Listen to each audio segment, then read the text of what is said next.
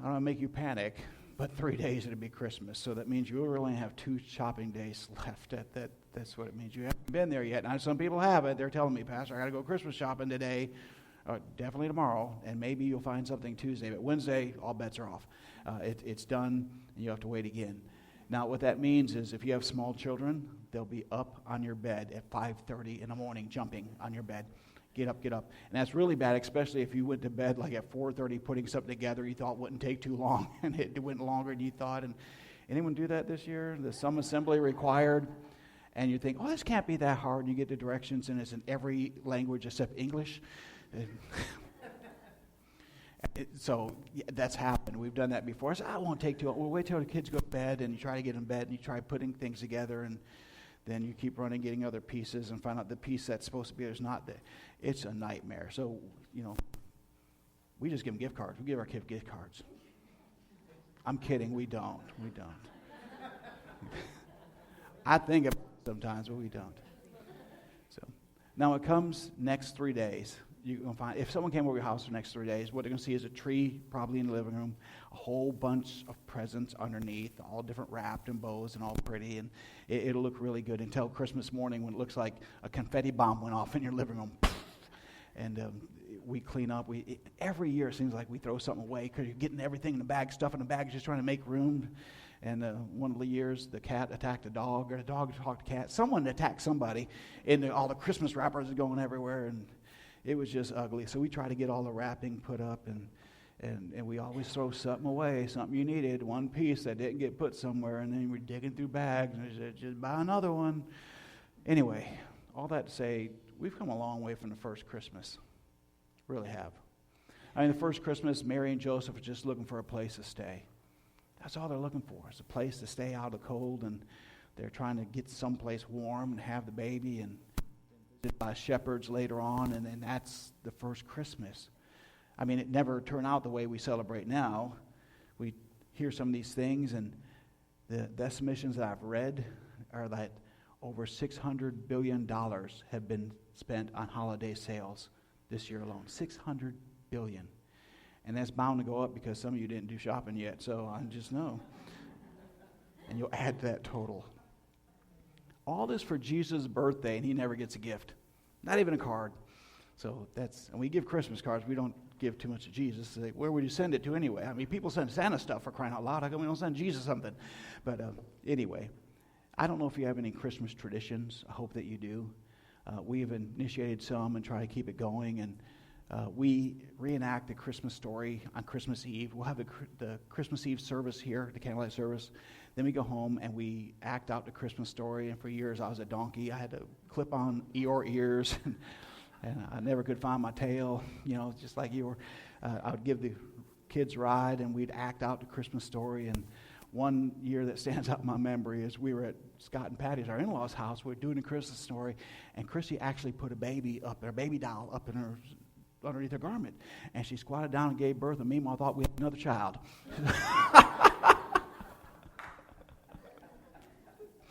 Said, no, meanwhile, not no more. So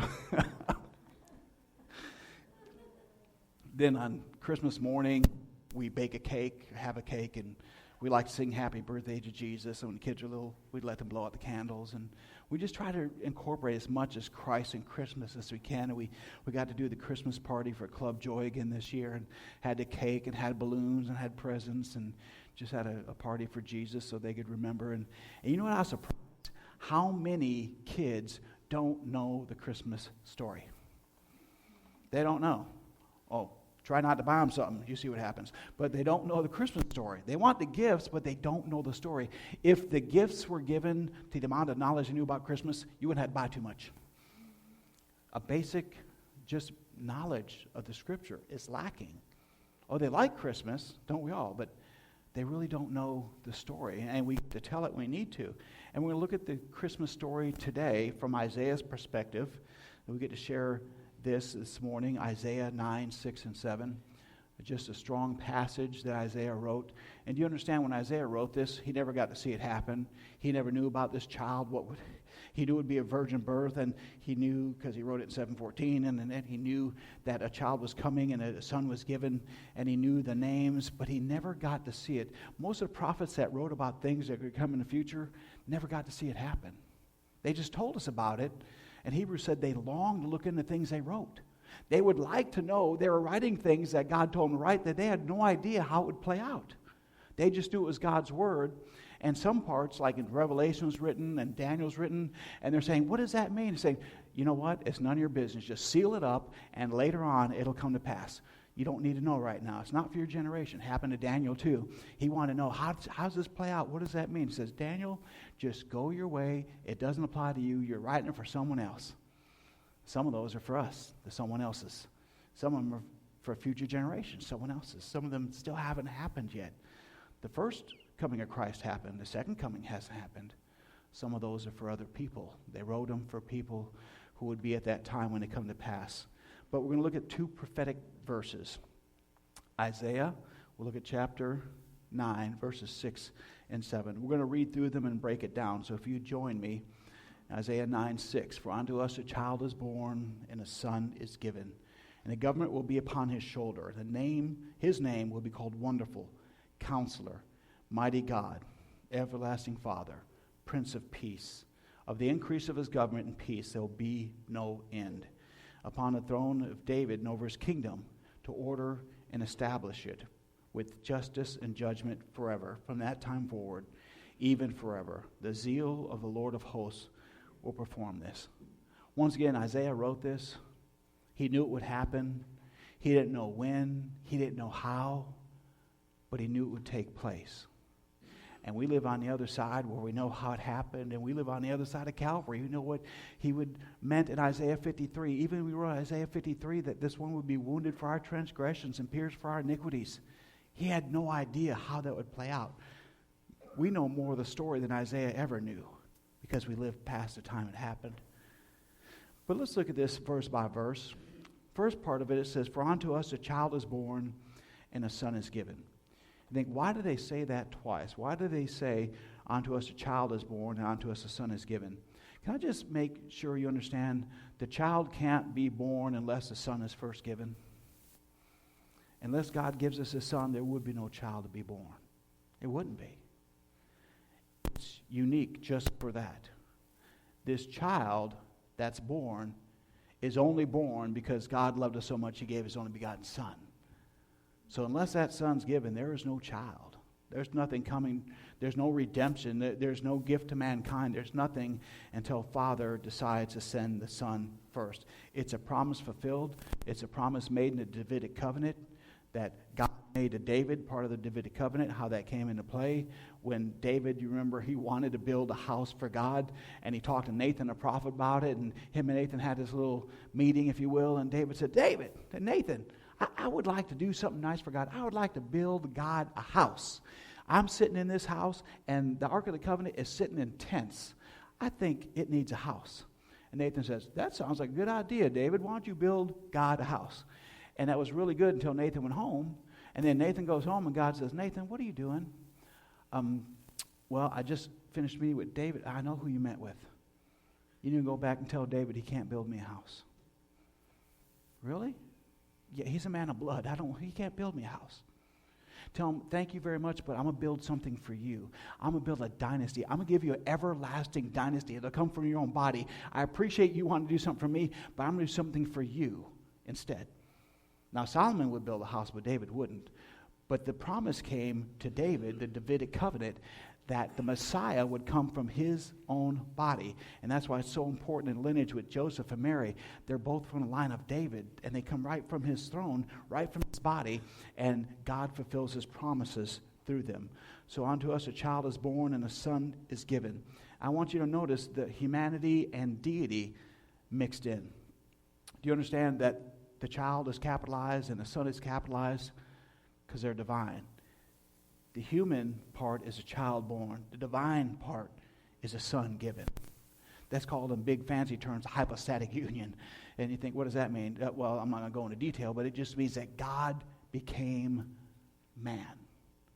And this verse shares both parts, humanity and deity, informs us that this is no ordinary child. He didn't come in the world ordinary. He wouldn't leave ordinary, and he's coming back not ordinary again the second time. Nothing about him is ordinary. From the very beginning, when Isaiah writes, I wonder what Isaiah was thinking of when he wrote 7:14. He goes to King Ahaz, and he's talking with him and says, hey, ask God for a sign, and he'll do it. And he said, I'm not going to ask God for any sign. He said, well, just ask him for anything you want. He said, I'm not going to do it. I'm not going to ask God for a sign. He says, okay, very well. Then God himself will give you a sign. Behold, the virgin will conceive and bear a son, and shall call his name Emmanuel. I think you know what Emmanuel means. It just means God with us. That God came to mankind. Now, he became one of us.